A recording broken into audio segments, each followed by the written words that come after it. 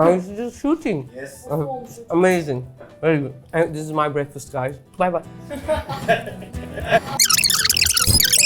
Hello, lovely people of the world. Last week I was in Antalya, one of the best cities of Turkey, and I was there with BBC shooting the lovely things of Antalya representing Turkey. They have this burnt ice cream which has this caramelized burnt taste and it's very milky, great ice cream. One day we should make it. And I've also tried the Burdur Şiş Köfte together with the Antalya Piyaz. These beauties were in the castle, in the city center, the old city. Some of the people probably are living there for about thousands of years. So, the Şiş Köfte and the Piyaz, I want you to get the taste of it together with the simplicity of this ancient great food. I was gonna make it in 15 minutes, but because you had the comments, Refika, don't rush, I'm going to do it in 20 minutes.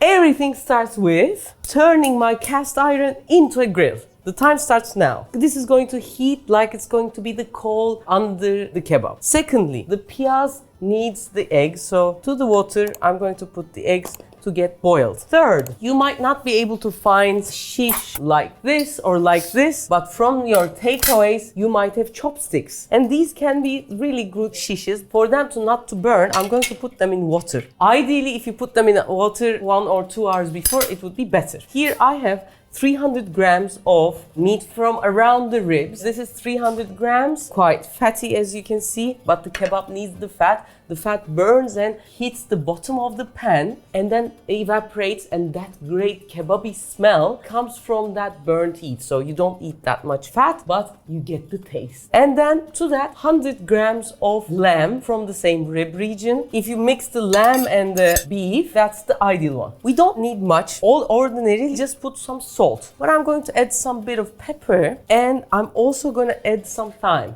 Why don't they add any other thing? Because animals there go around the mountains eating thyme and many wild herbs, and the smell of those herbs goes to the meat. But in the city conditions, we don't have that luxury. So I put a bit of thyme for that. And then I knead it. Not too much, but a little, so that the taste and the salt goes to each other. As you knead for about a minute, it starts to become a bit sticky, which is something that we want. I get a bag like this. I put it in front of me. I'm going to divide this into 6. Why the plastic paper? Coming soon. My hands are a bit sticky. For that, I'm going to wash it, but I'm not going to dry my hands. Then I push the patty with my hands. Then take my stick and try to push as much from the middle as I can. This is important. Why? Then I put it in front of the plastic, almost to the middle, but a little closer to the end, leaving here for my hand space. Then I close it, and with something that is hard and straight, I push it like this.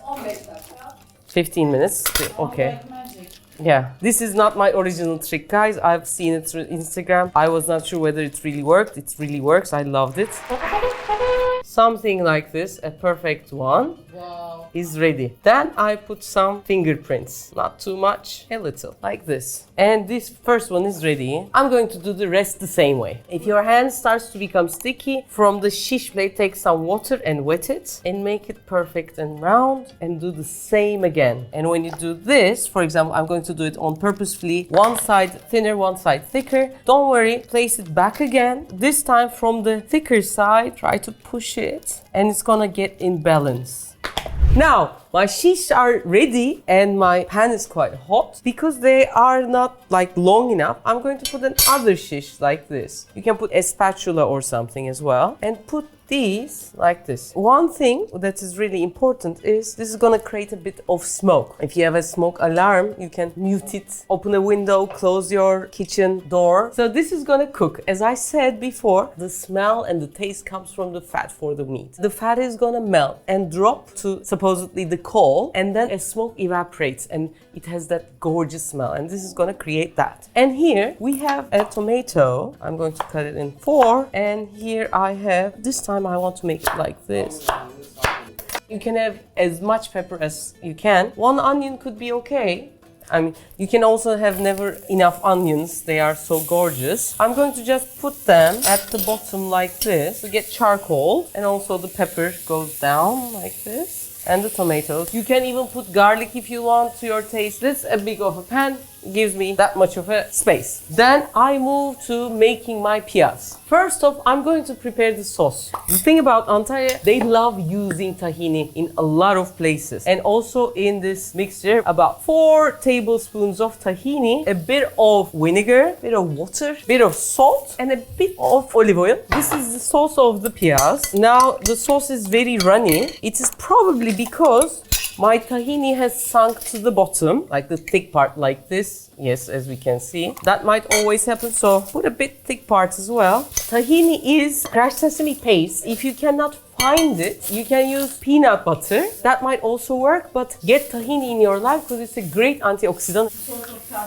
So, we have the sauce like this. Actually, it's a very nice vegetarian dish as well. Vegan if we don't add the eggs. I take my beans like this. I am not gonna throw away the akafaba, which is protein full of this thing. This is really good and many vegans use it. I've also learned this from you guys years ago from my hummus recipe. The beans get in like this. Some onions and tomatoes also get in. But before that, I want to move to my köftes, which are slowly happening here. One thing that is not so great about chopsticks is they turn like this. I'm going to ask help. Furkan, can you come and let them turn? And probably the eggs are also ready.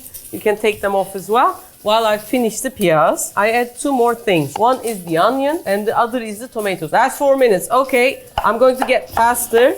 Now we're preparing a book on Turkish techniques. We have some Turkish cuts. This is one of the Turkish cuts. We call them piyazlı kesim, which gets its name from this dish as well, which is like half circle. This gets in. This dish is great with onions, and onions are great in so many ways with meat. And then I also dice the tomatoes and they get in, and I chop a bit of parsley, and then we're ready. Guys, we have to admit that we had to give it a little break. Why? The chopsticks burned a bit because we weren't able to let them sit for 2 hours, and then we had a lot of smoke, so we had to let the smoke out.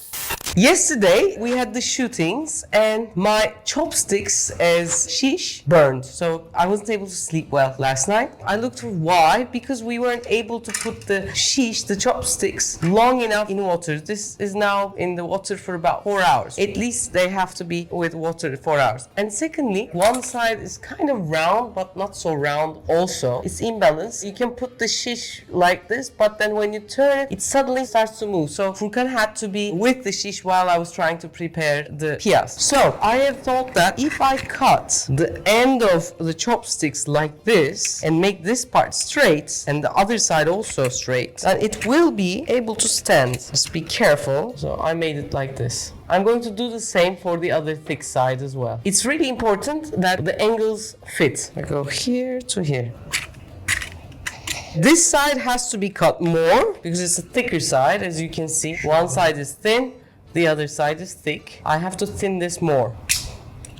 So both sides are ready. Now I have my own shish. After this, the process is the same. So I'm going to put the shish with the plastic bag, etc. But because this was in water for a long time, it won't burn. And plus, it will be easier to turn the chopstick and cook the meat on 2 sides. When we make it this way, we have found out that we can turn the heat more and time to time water the wood so that it doesn't burn. This way it's much easier to turn from one side to the other. And if you don't have a shish like this to put on the other ones, you can use one side of the rack for the edge. Like that, yeah. As you can see, all the kebabs are done without burning the sticks. But the piyaz is where it is, from tomatoes to parsley. We mix all these things with adding a bit of salt for the veggies. Like this, it's a great vegan dish. Or if you want to make it a vegetarian as a main course as well, this is great. If you don't have red onions, you can use white onions as well, but red looks really nice. And so, as you can see, from about 400 grams beans, we have a lot of piyaz. And this is the beauty of Turkish food actually, because okay, you eat meat, but you eat just like maybe 1 or 2 shish, but together with that you eat a really good protein full of veggies so that it becomes a balanced, nice meal. And these combinations that have been out for hundreds of years, actually probably one helps the other to digest. Or for example, when you eat sushi, what do you eat with it? Actually, the wasabi and ginger helps if there are any bad things in the sushi for it to save. Time is up. Time is up. Okay, I haven't set the table yet, but 20 minutes, as you can see.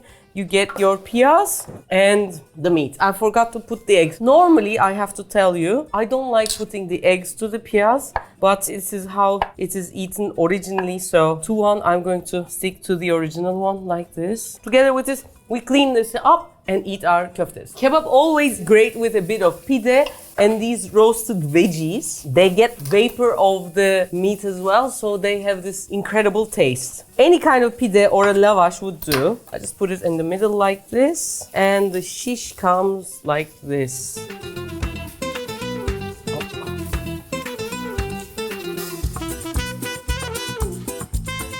And not over yet. A bit of fresh cumin comes in together. What is this? I love cumin to the piyaz as well, but I wanted to stick to the original, so like this. I have put the pide in the last minute on the heat, so it's crunchy and hot and great. For example, I cannot eat lamb on its own. Sometimes it smells too much for me. But together, when it's like 20% to 40% in the kebab, it's really good. And a bit of piyaz as well goes in.